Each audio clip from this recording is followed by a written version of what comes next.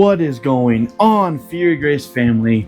Welcome back, and I am back, and we're going to be doing some amazing content. I have some amazing sermons for you guys.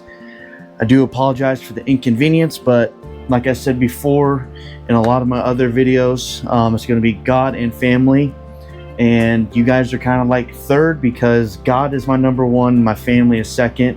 So I took time off. Me and the wife went on vacation for a little bit. I probably will do some videos on what we did and what we seen while we were out in Mexico. So hopefully you guys have been watching more of the videos, understanding what I'm doing here, and I just thank God every day for you guys, and it's a blessing in disguise that I'm so blessed with an amazing audience that enjoys the content that I'm bringing out. So without further ado, I'm going to go into this amazing sermon I have for you guys today, so stay tuned.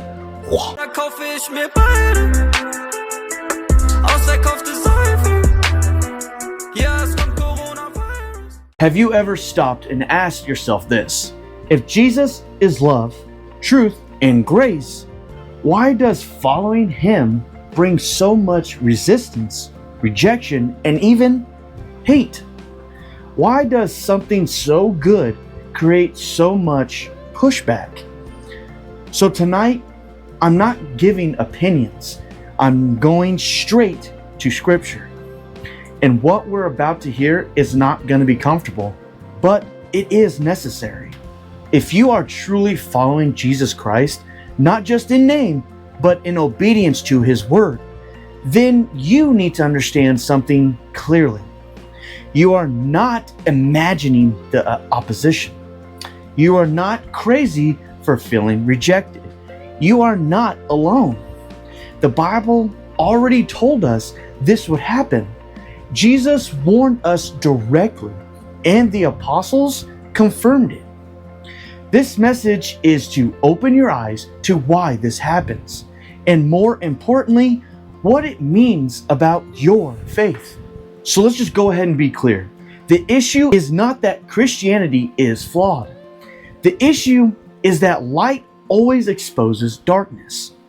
Jesus said the world system, meaning human rebellion against God, does not naturally accept truth that confronts sin, pride, or self-rule. So when you follow Christ, you are not just being religious. You are stepping into a different kingdom with different values. And that clash creates tension.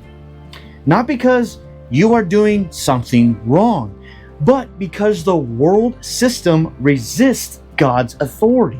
In John 15:18-20, Jesus says, if the world hates you, you know that it has hated me before it hated you.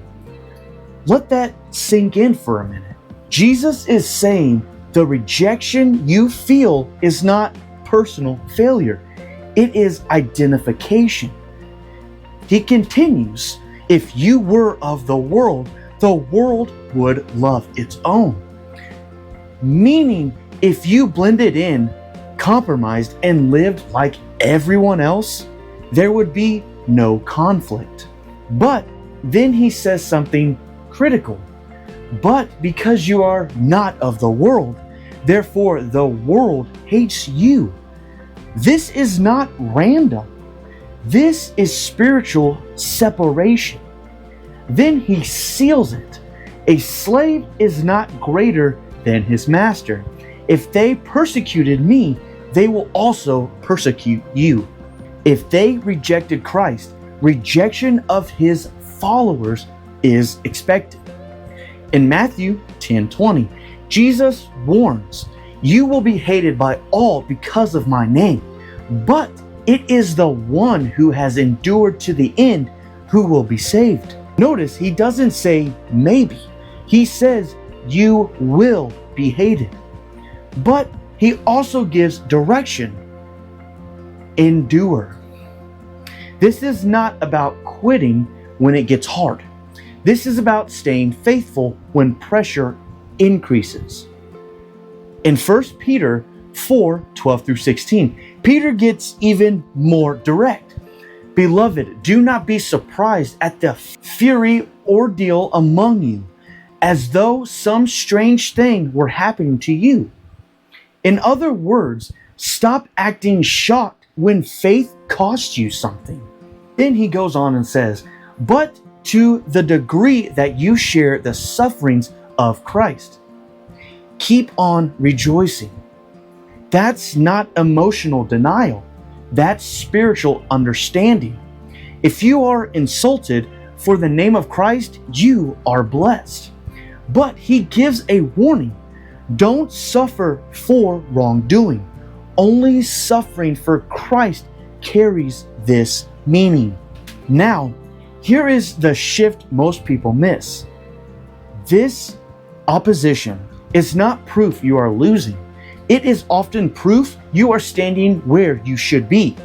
Jesus himself was rejected, mocked, and misunderstood, eventually crucified.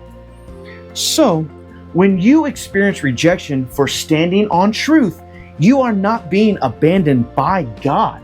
You are being aligned with Christ's path. This is where perspective changes everything. The world says, fit in to be accepted. Jesus says, be faithful even if you stand alone. And Scripture shows something deeper. This resistance is not just social, it is spiritual. Darkness does not celebrate light that exposes it. But hear this clearly. This is not a message of fear. It is a message of clarity. Jesus never promised comfort without conflict. He promised presence in the middle of it. And every time Scripture talks about persecution, it also talks about reward, endurance, and eternal perspective. What you are experiencing is not meaningless rejection. It is a part of a bigger reality where faith is tested and refined. So let's bring all of this together. The Bible does not hide this truth. It explains it plainly. If you follow Jesus, you will face misunderstanding. You may face rejection. You will feel opposition at times. But none of this is random. It is consistent with what Christ already warned us about. And it confirms one thing. You are walking a path that is not of this world. But don't stop here. And don't just take my word for it. Open the Bible for yourself. Read John 15. Read Matthew 10. Read 1 Peter 4. Pray over it. Study it. Ask God to reveal truth to you personally. And if you've ever experienced rejection or pressure for your faith, share it below. Not for attention, but for honesty. And most importantly, stay rooted in Scripture, not opinions.